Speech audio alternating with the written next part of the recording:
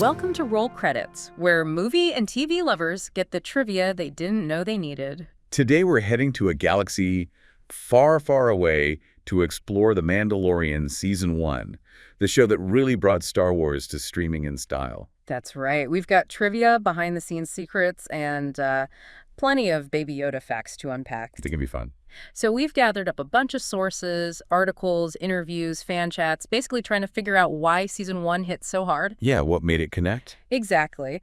Our mission today, pull out those fascinating details, the cool behind-the-scenes stuff, and all those little nods that made it, well, such a big deal. Kind of a shortcut guide to Season 1's magic. You got it. We're looking at everything from the amazing tech they use to the Easter eggs for longtime fans, even some fun facts about the cast and crew.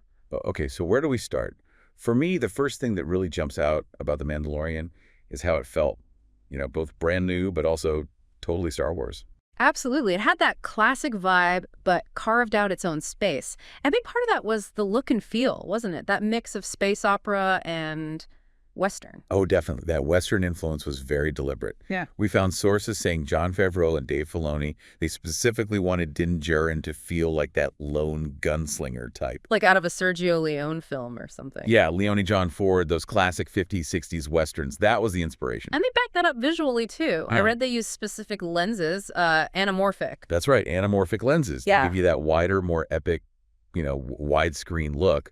Really enhances that cinematic Western scope. So, classic filmmaking techniques, but then they paired it with something totally cutting edge. Ah, you mean StageCraft. Yes. StageCraft, the LED volume, that tech they pioneered at Manhattan Beach Studios.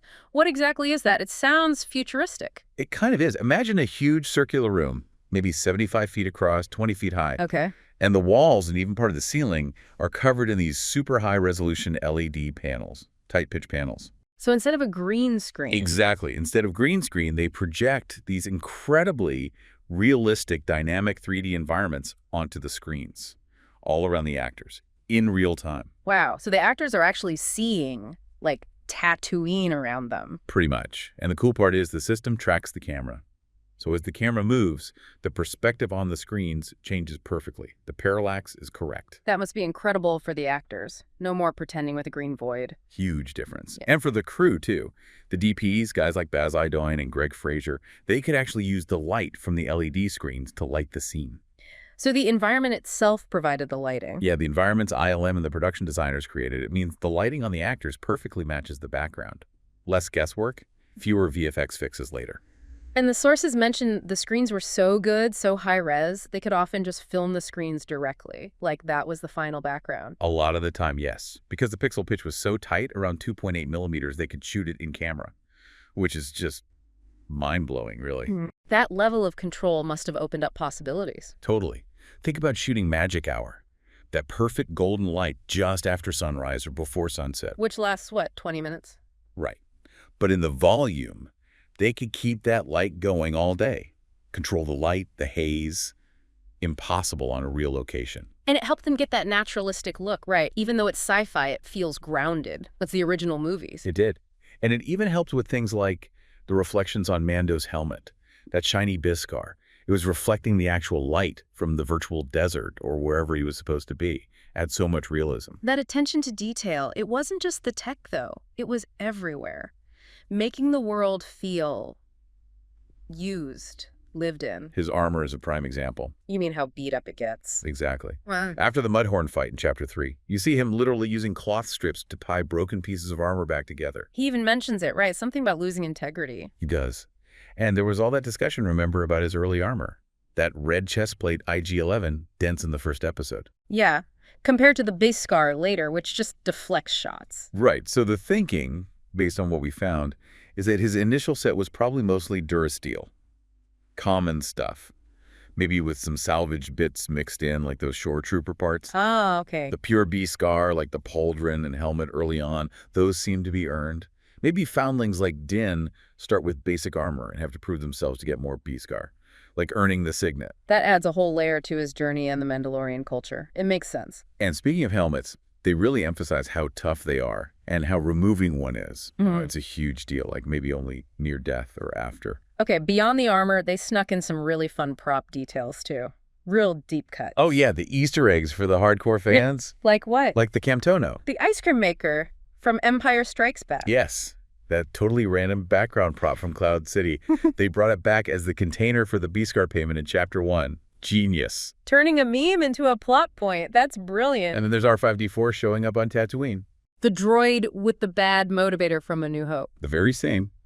And you can still see the scorch mark where it blew. It's those little touches. Like the Tusken Raiders still walking single file. Just like Obi-Wan said, it grounds everything. Okay, here's a fun behind-the-scenes tidbit we dug up. For one scene, they needed a lot of stormtroopers, more than they had costumes for. Uh-oh. What did they do? Dave Filoni apparently called in the 501st Legion. No way. The fan costuming group. Yep. Got actual fans in their own screen-accurate armor to come be stormtroopers on set. How cool is that? That's amazing. Fandom meets production.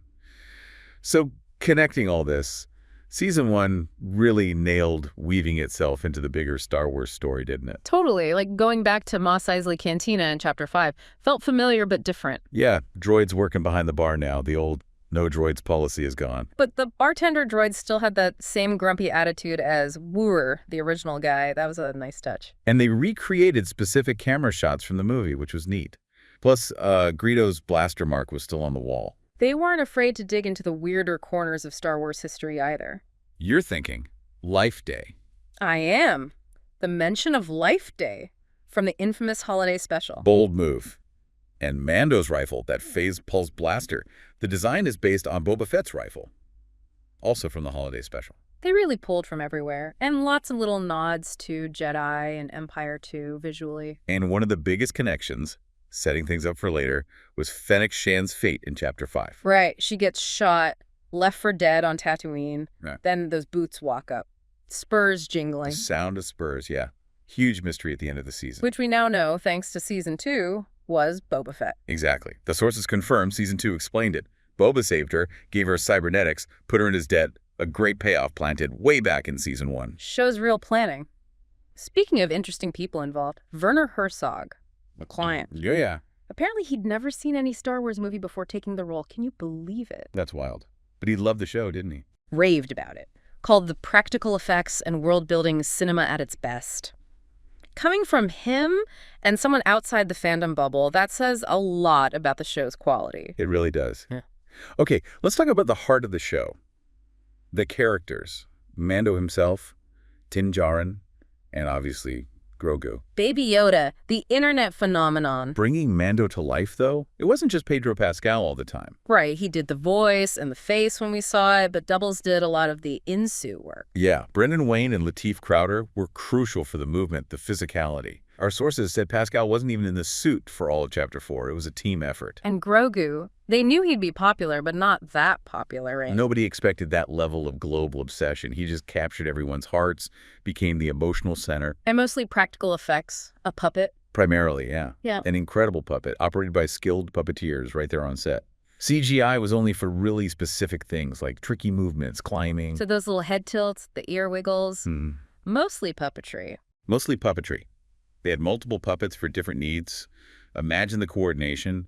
Puppeteers hiding just out of frame, needing clean shots later.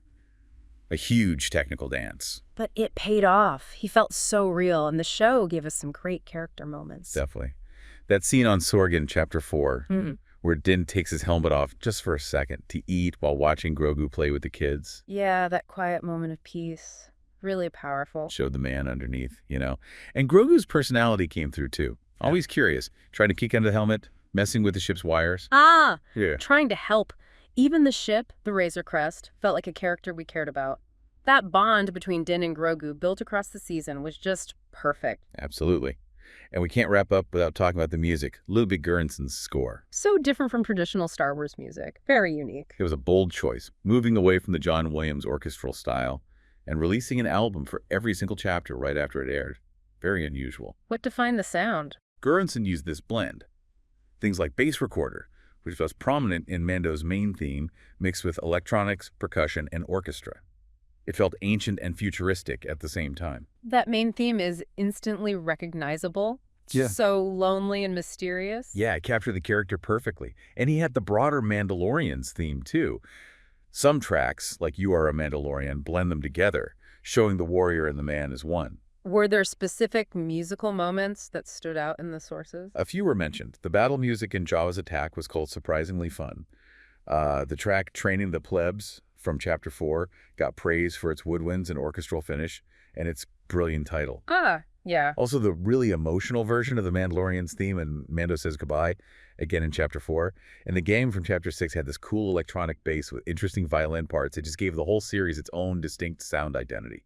So wrapping up Season 1, the big takeaways really are that blend of old and new, right? Western feel, Star Wars lore, but with that game-changing virtual tech. And the incredible attention to detail everywhere, making it feel real. Plus characters you actually cared about, brought to life so effectively, whether by actors or puppets.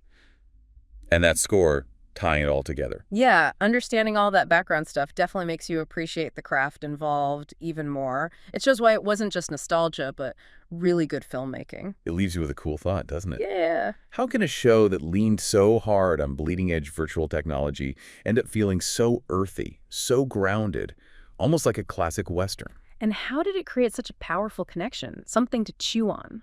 Definitely. And that wraps our journey through The Mandalorian Season 1.